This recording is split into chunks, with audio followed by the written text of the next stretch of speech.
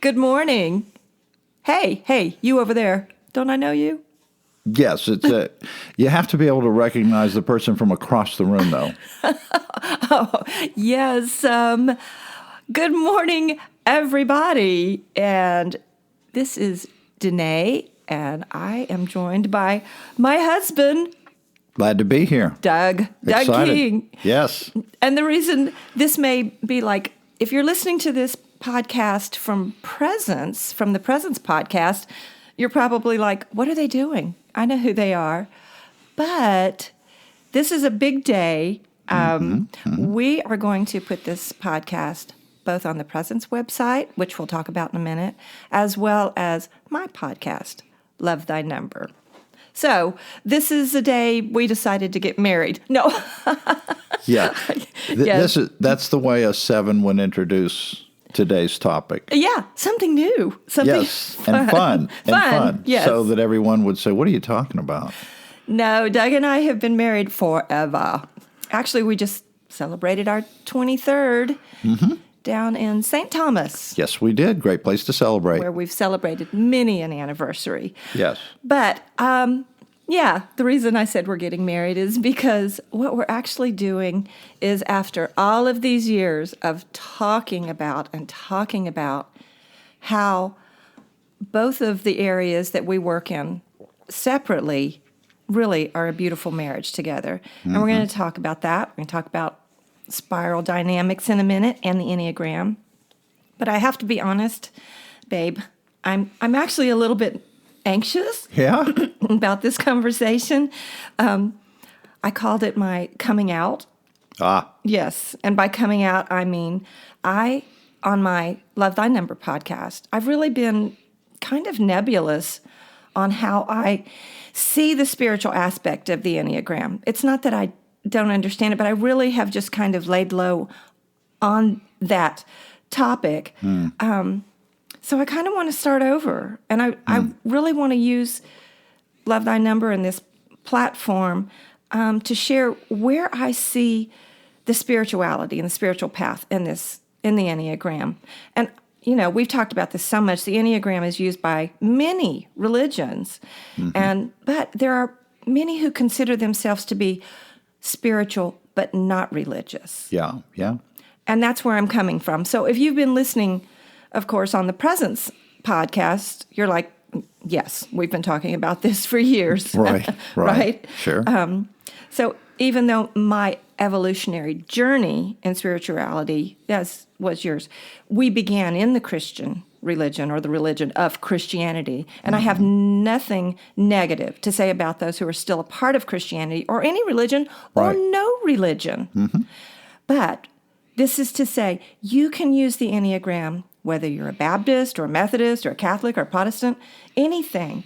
Because even under the umbrella of Christianity, right, we know there are many different beliefs.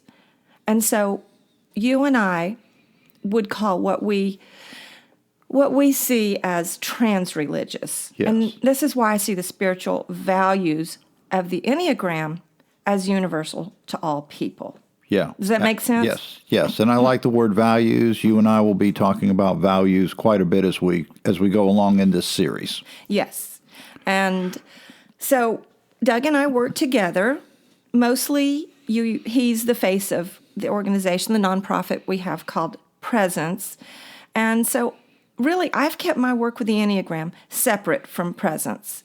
But it's time. It's time that we use our work that we've done separately for a while and bring it together because they are a beautiful marriage. And so, babe, why don't you explain what Presence is? Yeah, for those that have been following you, Denée, and Love Thy Number, and may not know much, if anything, about Presence, for those of you who are following this off the Presence website, this is why I'm going through it again, as Denée said, because we're beginning to integrate, which is a huge word that's happening today. We're realizing that things are integrated, interconnected, and you'll see as we move along through this series how that has such a tremendous impact anytime we're talking about transformative thinking in our everyday lives.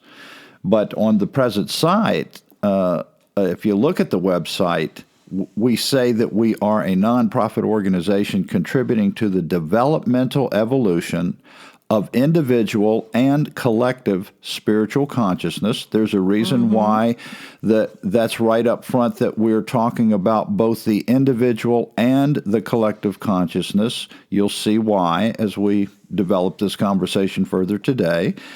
And we say that we're trying to move beyond debates about one true religious form and discover a new space of formlessness wherein universal human oneness is nothing less than God with us, in us, through us, and really it's coming to see the divine as all in all, not all in some. So, Denée, you talked about the universal aspects of the Enneagram. The same is true when we talk a little bit later here about spiral dynamics.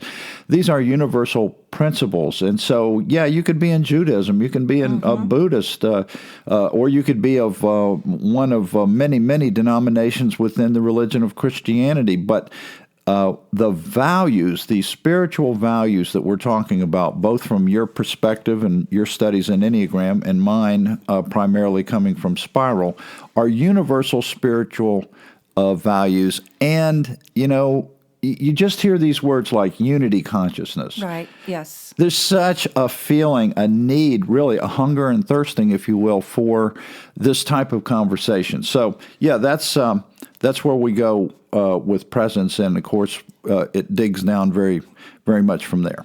And what we've talked about, that it Transreligious, and all the ones that you just named within specific religious paths or whatever. Some of the most spiritual people I know call themselves humanists or naturalists, or just they follow science. They're just, and so that's why I felt like, I wanted to make this distinction of where I'm coming from, because many of the things that I'll quote are from the biblical narrative. Yes, that's where our faith comes from. You can have a source for your faith. We're not saying or trying to convince people that they should not have a specific faith. No. What we're trying to say is that when we're talking about Enneagram and Spiral and universal values, that these are things that if you hold them to be true within your religion, you should also realize, obviously, that these are also values that people that are not in your specific faith are also looking at. That's right. The universal human value. Right. And universal identity. So that is why we decided that, we're kind of walking these separate paths. I do my thing, you do yours. But we've been talking about this for years, and it's what is on the Presence website, that one of the very first lines you read, that says, contributing to the developmental evolution of individual and collective. And that's where we see the work of what you use, and you'll talk about more in just a moment, through integral theory or spiral dynamics. This is a collective spiritual consciousness. It's a collective evolution. And the individual is where we see the Enneagram comes into our evolution of our spiritual consciousness individually. Yeah. And they cannot be separated. No. While we are individuals, the saying is that no man is an island, which just means that, yes, I am an individual, but what makes me me is also the way I relate to all others on the planet, starting from my family and the deepest connectivities that I have all the way out to all other humans on the planet. So, did you say island? I said no man is an island, yes. Oh, man. We've had some crazy rain here the past couple of days, and it would sure be nice to be back on an island where it was just sunshine every day. But today is a glorious day. I digress. I'm sorry. Yes, that's okay. You've got a 9 here He'll bring me work back. with the 7. Yes. I am working with her diligently to continue on with the series. Now, you know what? He and I have not discussed this, but I think this is a perfect time, since you brought up that you're a type 9. Yeah. And actually, we'll talk about that later. No one is their type. But we have a home base, right? A lens that we see through. Yes. Right. Yeah. I see through the home base of the lens of a type 7. Right. So before we go further with this, because it'll just take a minute, why don't we talk about how you and I work together when we're doing yard work? And now you just get to know a little of us. I know where you're going there. You're talking about when we do the weeding? When we do the weeding. Yeah, so... Sorry, I sprung that on you. No, well, we've talked about it, and it is funny. It's just an example of perspectives and the fact that we all do start out when we look at Enneagram. I did. I mean, I wanted to know what perspective I'm coming from. And, of course, when I grew in it, I found that it's a lot more complex than that. But to begin with, I found myself identifying more with the perspective of a 9 and also close to that with a 1, which Enneagram would call a wing, et cetera. Well, so you're a 7, right? All day. All right. So we both love to get out and do work here on the property, which is pretty significant property. And one of the places we work is on a bank around the pond that we keep weeded and pine straw on it. And so when I'm weeding, my 1 perspective is you start right here in this little square of area, and you weed all this area right here because there's tons of weeds in there, and then you move to the next area. But if you're a 7... What do you do? Well, it's like, okay, I've done this for a while. Oh, look over there. Like 10 feet away, there are these huge weeds that just seemingly pop up overnight. And I can't resist.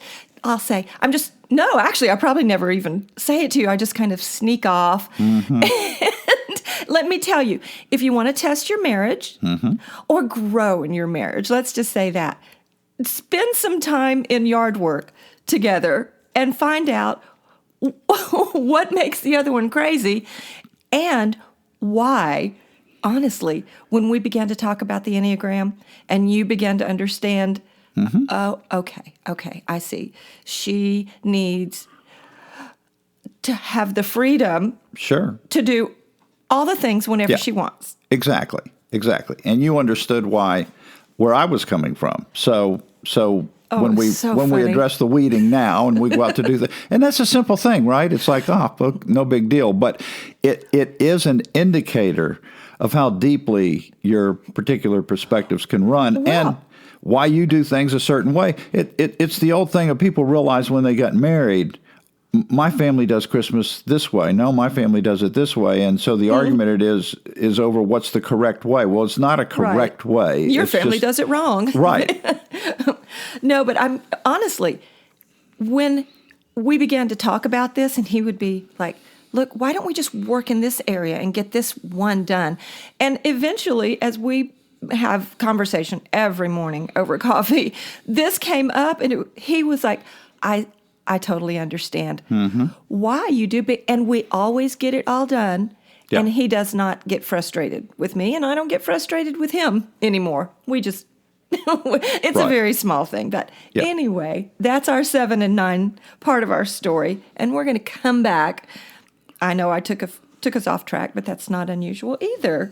That's all right. It's a series. What's really cool I like about a series is that you can decide how many parts there are to it when you're finished. Yes, you don't which is why we're saying today that the title of this one is The Deceitfulness of Good, Part 1. Beyond that, I don't hold me to anything. But back to where we've decided to blend these two trains together. 2 trains, 2 thoughts. One of them, I wanted to talk about where the Enneagram and the spiral work together. This is not something you and I alone just came up with. Oh, no. But I will say that years ago, when I saw that we needed more of the individual evolution as part of the presence. Well, actually, you're the one who said that. We needed to incorporate therapy. Sure. So I started looking online, and I was like, who is teaching on using the Enneagram and the spiral?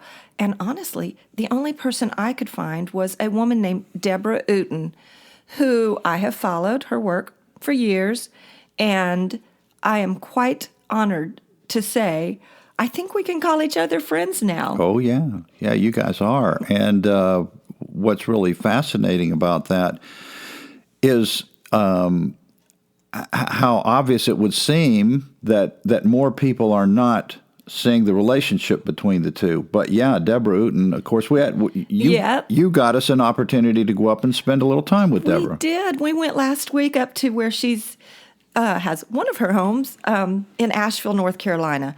And Deborah, if you're listening, I am just so honored to be on this path with you. And now we can talk about this more as we go. But again, what I wanted to just, kind of set the stage for where I'll go forward with my podcast is to make the distinction in spirituality. And my understanding is that spirituality is transreligious. So any developmental tool, be it psychiatry or psychotherapy, whatever, spiral dynamics, or the Enneagram, is a way for us to look beyond things that limit our growth and our understanding of what we've called it already, our universal identity. Yes. And as we said earlier, in Enneagram language, we know we're not our type, but we are looking through that lens. And so that's something that I really want you to delineate a little bit, babe, is while I'm not a type 7, again, that is what we call home base. And you have a wonderful way of explaining the difference between Sure. that. Yeah, and it's, for those familiar with Eckhart Tolle, his book, A New Earth, he goes into that quite a bit, and it really helped me a lot, and that was distinguishing between identity and role and function. And when you're talking about identity, then that's where we're moving into the space or realm of the universal. Because as human beings, we all belong to one global family. You can go anywhere on the planet and get a blood transfusion from anyone, anywhere who has your same blood type. We are all universally connected, and now more and more as we've evolved, especially into the latest level or stage of understanding post-modernity, there's been a tremendous push to focus on the universal value of all human beings. And so when you get into identity, we're talking about the universal value of all human beings. Now, when we get to role and function, that's where we move from the unity of the universal, which the universal and unity, those are two words closely tied together. The other side of the coin from unity is complexity. And when you get into complexity, that's where human beings are so diverse. We in terms of role and function, we may have a variety of biological functions that are ethnicity and race and gender and those kinds of things. Those are biological functions. Or we may play a number of different roles in life that have to do with different vocations, different things that we do within the family, et cetera, et cetera. I could go on, but the complexity part is also what makes me, me. And the complexity, though, has to be held together by some unifying force, because we deal with a lot of people in the field of theology and people that are moving and evolving, in many cases, even from their religion to something beyond it. We point to the statement of Paul that it is the unity of the Spirit, meaning that spirit and spirituality is that which speaks to universality. So there's a big difference between your identity, your universal identity, and role and function. I could say the 9 perspectives have to do with 9 functional ways that I am geared toward when I start my journey in learning about myself and what I could be and how I could transform and so forth. That's a phrase that we use a lot, identity versus role and function. Yes. So you might hear us refer to that ongoing, because it's very important. And when you hear it at first, you think, oh, okay, I get that. It's kind of the same. I'm a mother. Okay, well, that's my identity. But see, that is a role. Yes. And it is a function. Yes. And so we'll parse this out as we go along, but just kind of get used to that phrase, identity versus role and function. Because all of these things, you might be saying, wait a minute, I thought your topic was the deceitfulness of good. Yes. Well, again, it's setting the stage, right? You and I were talking about, okay, how do we set the stage for this? Number one is why are you and I talking about this together? And the reason why is what we've talked about briefly, and that is that we see both the individual and collective as integrated, and yet at the same time, we can come at them from a little bit of a different perspective. Yes. And later on, we'll go more into spiral dynamics and the evolution of human consciousness, but many of you are probably already familiar with that, especially if you are listening to this on the Presence podcast. That's old news to you. But we're going to get to why we called this the deceitfulness of good. But you have to kind of lay some groundwork of where we're coming from. But let me tell you, episode 2, which will be next week, is really going to be, I think, eye-opening and give you some real food for thought. Yeah. But what we've been talking about from the beginning of this is how we're seeking unity. And I do not have to tell anybody no matter where you're listening to on the globe, that the topic of separation, especially during COVID, and still trying to figure that out, people are exhausted. We're exhausted. Mm-hmm. We're exhausted from physical separation, and we are exhausted from the conversations of separation. Don't you agree? Sure. Oh, my gosh. I know COVID brought out, the physical separation that none of us had ever experienced. I mean, I guess unless you're 100. Some of you have been through other pandemics, but there is a pain in our souls from being separated, and it's almost like we had to experience. I am not saying, do not think I am saying that COVID was given to us so we would learn how separation is so detrimental. I'm not saying that, but if you are not learning from this experience that separation is just so painful. I mean, my goodness, I know we've done the best we can, and even when we first were able to go out to a restaurant, or you and I kind of went before some of them were officially open, statewide, but some of them opened slowly.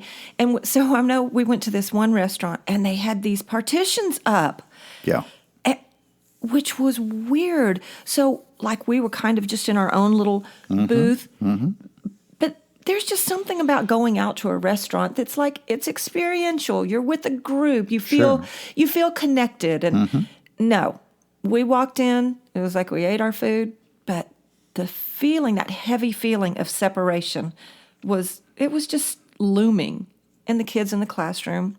So we've seen it in physical separation and certainly in other areas. Yes. I mean, and again, this is going back to the worldviews that we're in right now. And I'd mentioned briefly the worldview that's really most pressing today, and that is postmodernity. We'll talk more about these levels as we go along with the deceitfulness of good and the future episodes. But this longing for unity that you were talking about, Denée, certainly has exposed itself with regard to the value of all human beings and the separation that can also lead to segregation, discrimination, et cetera, et cetera. If I take it to religion, I would also include denominating, which is another word of separation.